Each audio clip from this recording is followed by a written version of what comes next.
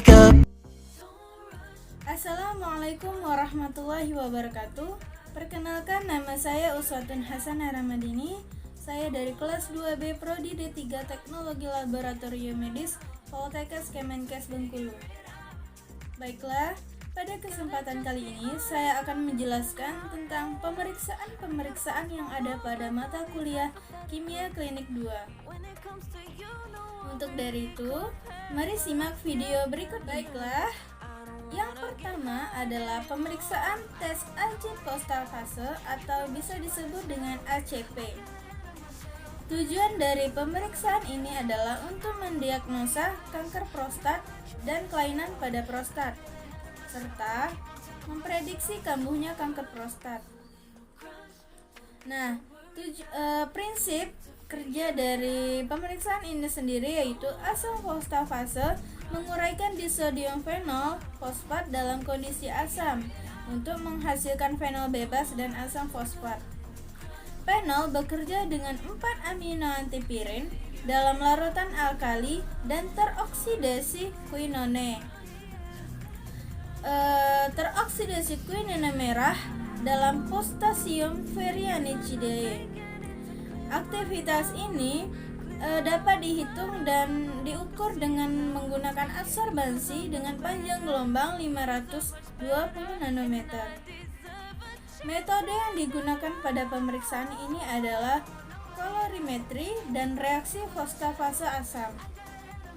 Baiklah, selanjutnya alat dan bahan yang digunakan dalam pemeriksaan ini adalah yaitu mikropipet ukuran 50, ukuran 500 serta ukuran 1000 mikron. Kemudian kuvet, spektrofotometer, tabung reaksi 5 mili dan water bath, serta sampel yang digunakan adalah serum atau darah yang sudah disentrifuge. Kemudian serumnya digunakan untuk pemeriksaan tersebut.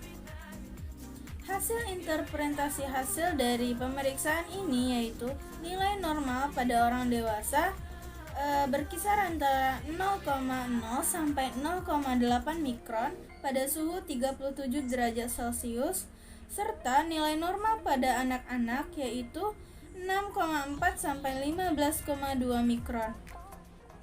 Kemudian tes yang selanjutnya adalah tes alkalin fosfatase atau bisa disebut ALP. Tujuan dari pemeriksaan ini adalah supaya kita bisa mengetahui nilai dari alkalin fosfatase tersebut.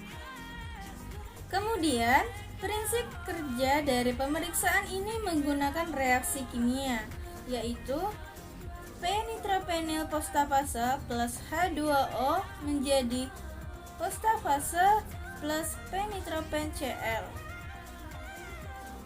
Selanjutnya, metode yang digunakan dalam pemeriksaan ini adalah kinetic photometry test, metode standar optimal berdasarkan German Society of Clinical Chemistry. Alat dan bahan yang digunakan dalam pemeriksaan ini adalah menggunakan mikropipet, kuvet, tip biru dan kuning, beker gelas, rak tabung reaksi, spektrofotometer, serta bahan yang digunakan yaitu monoregen dari ALP serta serum sebagai sampel, darah yang sudah disentrifuge, kemudian serumnya juga diambil untuk pemeriksaan tersebut. Selanjutnya, pemeriksaan kolesterol dan trigliserida. Yang pertama, saya akan membahas tentang pemeriksaan kolesterol. Tujuan dari pemeriksaan ini untuk mengetahui kadar kolesterol atau lemak yang ada di dalam tubuh kita. Nah, prinsip kerja dari pemeriksaan ini yaitu kolesterol ditentukan secara hidrolisis dan oksidasi enzimatik, serta indikator kolorimetri adalah quinoneamine yang dihasilkan dari 4 amino antipirin dan fenol dengan katalisator peroksidase, membentuk quinoneamine dengan warna merah. Intensitas warna sebanding dengan konsentrasi kolesterol dan dapat ditentukan secara fotometrik. Absorbansi warna diukur pada panjang gelombang 546 nanometer. Metode yang digunakan pada pemeriksaan ini adalah metode pemeriksaan yang digunakan dalam metode kolorimetrik dan enzimatik, CHOD dan PAP. Kemudian, pemeriksaan pada trigliserida sama tujuannya dengan kolesterol tadi, yaitu untuk mengetahui kadar trigliserida pada tubuh kita. Prinsip kerjanya, trigliserida diukur setelah hidrolisa enzimatik dengan enzim lipase. Indikator quinonamine dibentuk dari reaksi hidrogen peroksida. 4 amino antipirin dan 4 klorofenol di bawah pengaruh katalisator peroksida, sehingga warna merah violet yang dihasilkan dapat diukur dengan fotometrik. Alat dan bahan yang digunakan yaitu kuvet, mikropipet, spektrofotometer, regen trigliserida dan regen kolesterol. Kemudian serum. Serum adalah sampel yang digunakan untuk pemeriksaan kolesterol dan trigliserida tersebut. Sama halnya dengan pemeriksaan sebelumnya menggunakan serum yang telah disentrifuge terlebih dahulu. Selanjutnya, interpretasi hasil dari pemeriksaan kolesterol dan trigliserida yaitu untuk nilai kolesterol, nilai rujukannya yaitu kurang dari 200 mg per dl. Kemudian, resiko sedangnya 200 sampai 240 mg per dl. Resiko tinggi yaitu lebih dari 240 mg per dl. Untuk nilai normal dari trigliserida yaitu kurang dari 150 mg per dl. Baiklah, selanjutnya tes HDL yaitu high density lipoprotein serta LDL low density lipoprotein. Pemeriksaan ini bertujuan untuk mengetahui kadar HDL dan LDL dalam darah kita. Serta prinsip kerja dari pemeriksaan ini sendiri yaitu LDL atau low density lipoprotein diendapkan dari penjumlahan fosfogenetik, acid dan magnesium klorida. Setelah supernatan disentrifuge, cairan terdiri dari sedikit HDL sedangkan kolesterol ditentukan dari proses enzimatis. Metode yang digunakan pada pemeriksaan ini yaitu pemeriksaan HDL menggunakan CHOD PAP dan LDL menggunakan metode direct dan presipitasi. Alat dan bahan yang digunakan pada pemeriksaan ini yaitu mikropipet, kuvet, centrifuge, spektrofotometer, regen LDL dan HDL, serta serum sebagai sampel. Kemudian alat-alat yang digunakan yang lainnya seperti tip, beker glass dan lain-lain. Kemudian interpretasi hasil dari pemeriksaan HDL dan LDL yaitu HDL nilai normalnya yaitu lebih dari 60 mg per dl, kemudian LDL kurang dari 100 mg per dl. Selanjutnya, pemeriksaan SGOT dan SGPT. Yang pertama, saya akan menjelaskan tentang pemeriksaan SGOT terlebih dahulu. Kepanjangan dari SGOT yaitu serum glutamik oksaloasetik transminase. Nah, pemeriksaan ini bertujuan untuk mendiagnosis dan pemantauan penyakit hati, terutama penyakit yang mengakibatkan kerusakan sel hati. Kemudian, prinsip kerja dari pemeriksaan ini adalah banyaknya NADH yang teroksidasi berbanding lurus dengan aktivitas AST dan diukur secara fotometrik spektrofotometer dengan panjang gelombang 340 nanometer. Untuk interpretasi hasil dari pemeriksaan SGOT yaitu pada wanita dewasa berkisar antara kurang dari 31 unit per liter. Untuk laki-laki dewasa kurang dari 35 unit per liter dan untuk anak-anak kurang dari 50 unit per liter. Selanjutnya pemeriksaan pada SGPT. Nah, pemeriksaan SGPT ini kepanjangan dari serum piruvik transmirase. SGPT ini sama dengan ALP, yaitu alanin aminotransferase. Pemeriksaan ini juga bertujuan untuk mendiagnosa suatu penyakit pada sel hati.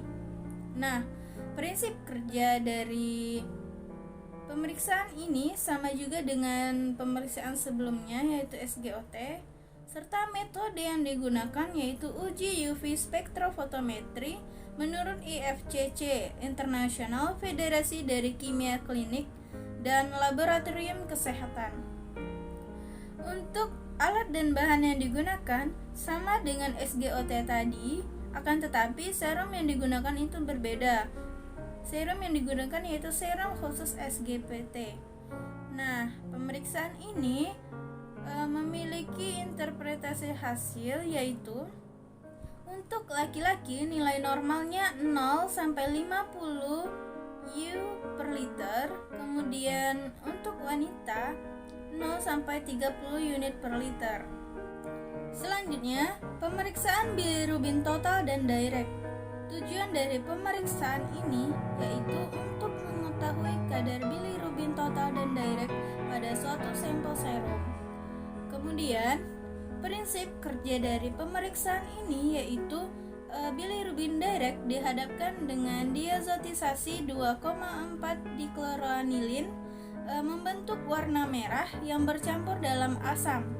Sedangkan bilirubin total yaitu dihadapkan bentuk diazotasi 2,4 diklorianilin menyediakan penentuan yang aman dari bilirubin total. Kemudian, metode yang digunakan pada pemeriksaan ini yaitu uji fotometri menggunakan 2,4 dikloroanilin atau DCA. Untuk alat dan bahan pada pemeriksaan ini menggunakan mikropipet, tip biru dan kuning, kemudian tabung reaksi, rak tabung reaksi, spektrofotometer, serta sampel yang digunakan yaitu serum yang sudah disentrifuge sebelumnya, kemudian reagen dari bilirubin itu sendiri. Kemudian pemeriksaan asam urat. Nah, pada pemeriksaan ini bertujuan untuk mengetahui kadar asam urat pada sampel serum. Prinsip kerja dari pemeriksaan ini yaitu asam urat yang bereaksi dengan air akan dioksidasi menjadi alantoin oleh adanya urikase. Selanjutnya, hidrogen peroksoda sebagai hasil samping reaksi tersebut akan bereaksi dengan 4 aminopirin dan 2,46 tribomo 3 hidroksibenzoik asid atau TBHBA membentuk kuimin yang berwarna merah muda. Dengan bantuan peroksidase, warna yang terbentuk selanjutnya diukur dan diabsorbasi dengan spektrofotometer UV visible yang pada panjang gelombangnya yang maksimal. Selanjutnya, alat dan bahan yang digunakan pada pemeriksaan ini yaitu spektrofotometer, tabung reaksi dan rak tabung, tip biru dan kuning, mikropipet ukuran 10 mikron dan 1000 mikron, serta beker gelas dan kuvet. Untuk bahannya sendiri yaitu serum sebagai sampel, kemudian reagen asam urat, standar asam urat, serta aquades. Berikutnya, pemeriksaan protein total. Tujuan dari pemeriksaan ini untuk menentukan kadar protein total pada sampel serum. Selanjutnya, prinsip kerja dari pemeriksaan ini yaitu bersama dengan ion tembaga, protein membentuk kompleks warna biru violet dalam larutan alkali. Absorbasi warna berbanding lurus dengan konsentrasi. Metode yang digunakan dalam pemeriksaan ini yaitu tes fotometri berdasarkan metode Biorad. Kemudian, alat dan bahan yang digunakan pada pemeriksaan ini yaitu spektrofotometri, mikropipet, tip biru dan tip kuning, kemudian rak tabung, tabung reaksi, serta kuvet. Bahan yang digunakan yaitu sampel serum. kemudian reagen dari protein total itu sendiri. Baiklah, pemeriksaan yang selanjutnya yaitu pemeriksaan tes ureum. Tes ini bisa disebut dengan BUN atau blood urea nitrogen. Pada pemeriksaan ini bertujuan untuk mengetahui kadar ureum pada sampel serum. Prinsip kerja dari pemeriksaan ini sendiri yaitu menggunakan reaksi enzimatis. Reaksi enzimatis tersebut yaitu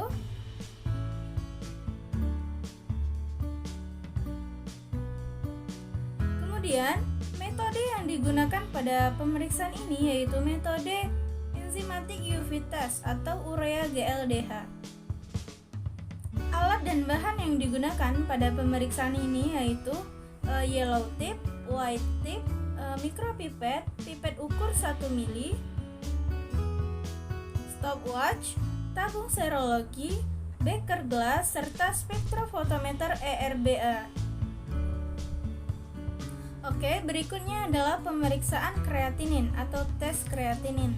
Pada pemeriksaan ini bertujuan untuk mengetahui kadar kreatinin pada sampel serum. Prinsip kerja dari pemeriksaan ini yaitu kreatinin akan bereaksi dengan asam pikrat dalam suasana alkali membentuk senyawa kompleks yang berwarna kuning jingga.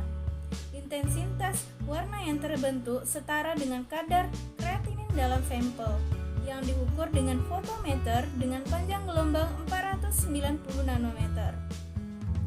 Kemudian, metode yang digunakan pada pemeriksaan ini yaitu metode Jeff reaction.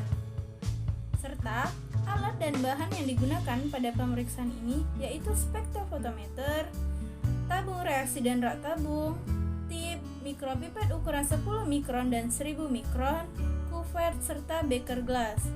Kemudian, bahan yang digunakan sebagai sampel yaitu serum. Darah yang sudah disentrifuge akan menjadi serum. Kemudian, reagen kreatinin serta aqueous. Setelah melakukan pemeriksaan, dapat hasil dengan nilai normal laki-laki yaitu 0,6 sampai 1,1 mg per dl. Kemudian untuk wanita 0,9 sampai 1,9 mg per dl. Kemudian pemeriksaan gamma GT. Pada pemeriksaan gamma GT ini bertujuan untuk mengetahui kadar gamma GT pada sampel serum. Prinsip kerja dari pemeriksaan ini yaitu GGT mengkatalisis transfer asam glutamat ke akseptor seperti dalam hal ini glycylkilin 4-amino 2-nitrobenzonate dan membebaskan menyerap cahaya pada 405 nanometer.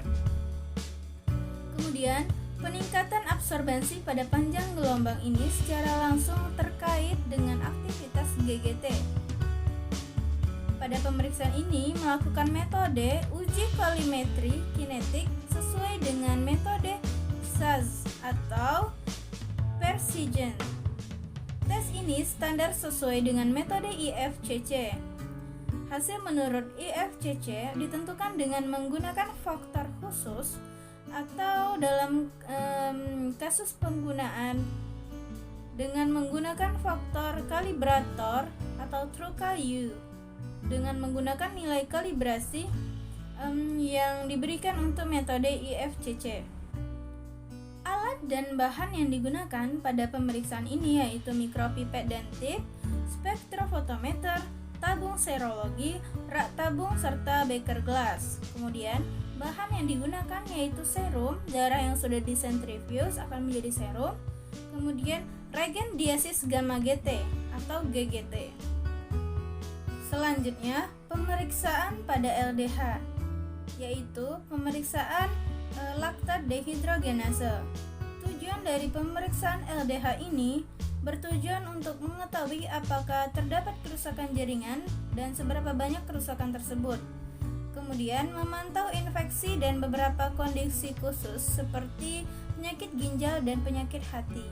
Prinsip kerja dari pemeriksaan LDH ini yaitu mengkatalisasi konversi pirufat menjadi laktat NADH dioksidasi menjadi NAD pada proses tersebut. Kemudian berkurangnya jumlah NADH secara langsung menggambarkan besarnya aktivitas LDH dan diukur dengan menggunakan fotometri. Kemudian, metode yang digunakan pada pemeriksaan ini yaitu metode enzimatik. Alat yang digunakan pada pemeriksaan ini yaitu mikropipet, spektrofotometer, cuvette, kemudian centrifuge, dan glass beaker serta alat-alat yang digunakan yang lainnya. Kemudian bahan yang digunakan yaitu serum, darah yang sudah disentrifuge terlebih dahulu kemudian menjadi serum, itulah yang akan dijadikan sampel. Kemudian bahan yang selanjutnya yaitu reagen dari LDH itu sendiri.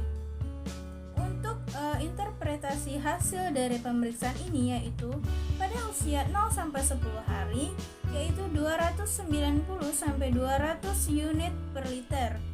Kemudian untuk usia 10 hari sampai 2 tahun yaitu 180 sampai 430 unit per liter.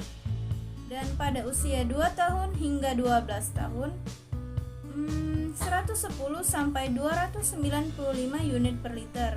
Kemudian usia lebih dari 12 tahun yaitu 100 sampai 190 unit per liter. Oke, next. Selanjutnya yaitu pemeriksaan albumin. Nah, pemeriksaan ini bertujuan untuk mengetahui kadar albumin pada serum sampel. Prinsip kerja dari pemeriksaan ini adalah dengan adanya BCG atau bromoserol grain pada pH yang sedikit asam, serum albumin memproduksi perubahan warna dari indikator kuning hijau menjadi hijau biru yang absorbansinya diukur pada spektrofotometer dengan panjang gelombang 632 nanometer. Kemudian pada pemeriksaan ini menggunakan metode BCG yaitu bromoserol grain. Untuk melakukan pemeriksaan ini menggunakan alat dan bahan yaitu alat yang pertama yaitu tabung serologi, cuvette, spektrofotometer, pipet ukur, ball pipet, serta mikropipet, tip, dan rak tabung serologi. Bahan yang digunakan yaitu reagen albumin, serum kontrol sampel serum yaitu darah yang sudah disentrifuge akan menjadi serum, itulah sampel pada pemeriksaan ini. Untuk hasil nilai normal pada pemeriksaan albumin ini yaitu 3 sampai 4,5 gram persen albumin. Berikutnya yaitu pemeriksaan gula darah sewaktu dan gula darah puasa, bisa disingkat dengan GDS dan GDP. Pada pemeriksaan ini bertujuan untuk mengetahui kadar glukosa pada penderita diabetes dan mengetahui tinggi rendahnya kadar glukosa pada darah seseorang. Prinsip kerja dari pemeriksaan ini yaitu glukosa dalam sampel dioksidasi membentuk asam glukonat dan hidrogen peroksida. Hidrogen peroksida 4 amino antipirin dengan indikator fenol dikatalis dengan POD membentuk quinamine dan air. Metode pada pemeriksaan ini dilakukan dengan metode GOD dan PAP. Alat dan bahan yang dilakukan pada pemeriksaan GDP dan GDS ini yaitu menggunakan mikropipet, cuvette, spektrofotometer, glass beaker, aquades, serta mikropipet menggunakan blue tip dan yellow tip. Nah, untuk bahannya yaitu serum, darah yang sudah diambil tadi dilakukan sentrifuge hingga membentuk serum. Barulah serum tersebut dilakukan pemeriksaan menggunakan reagen dari glukosa darah tersebut. Setelah dilakukan pemeriksaan, barulah kita mendapatkan hasil dari pemeriksaan tersebut. Nah, nilai normal dari gula darah sewaktu yaitu 50 sampai 139 mg per desiliter. Kemudian untuk pemeriksaan gula darah puasa yaitu 69 sampai 99 mg per dl. Baiklah, Itulah pemeriksaan-pemeriksaan yang ada di dalam mata kuliah Kimia Klinik 2 Prodi D3 Teknologi Laboratorium Medis Poltekkes Kemenkes Bengkulu. Apabila saya ada salah kata, saya mohon maaf. Pada Allah saya mohon ampun. Wassalamualaikum warahmatullahi wabarakatuh.